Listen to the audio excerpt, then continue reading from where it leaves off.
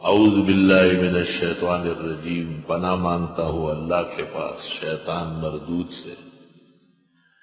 جب بڑے دشمن سے آدمی بچ جاتا ہے تو چھوٹے دشمنوں سے بچنا آسان ہوتا ہے۔ جن کے حق میں کلمہ سودمند ثابت ہو اور اللہ ان کو سنت نبویہ کے مطابق حفاظت دے دیتا ہے، کائنات ساری مسخر و مذلل ہو جائے۔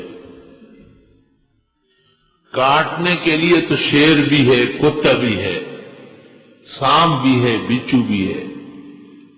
یہ چھوٹا سا پسو ایسا کاٹ دیتا ہے کہ آدمی کپڑوں میں رہ نہیں سکتا ہے۔ کٹمل ذرا سا کاٹنا شروع کرتے نیند اڑ جاتی ہے۔ جوئیاں کاٹنا شروع کر دے تو آدمی بال رکھنے پر پشیمان ہو جاتا ہے۔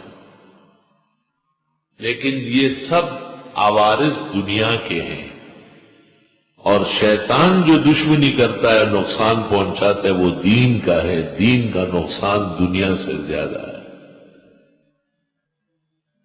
کائنات میں رہتے ہوئے اس بات کی کوشش ہو کہ دین کا نقصان نہ ہو۔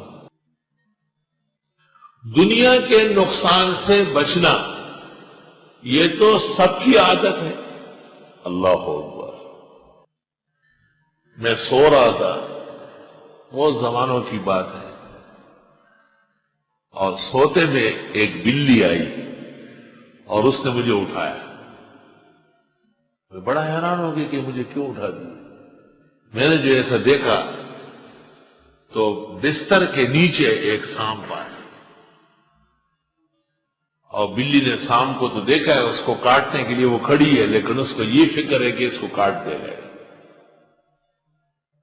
دنیا کے اندر دنیا کی چیزوں سے نقصان پہنچتی ہے، لیکن اس کا توڑ بھی ہے، اس سے بچنے کے طریقے بھی ہیں۔ ہندو ایسا منتر پڑھ لیتا ہے کہ اس سے فوراً شفا ہو جاتی ہے، فوراً آدمی ٹھیک ہو جاتا ہے۔ سکھ گرنتھ پڑھ لیتا ہے، اس میں اثر ہو جاتا ہے۔ مشقیں ہیں ان کی۔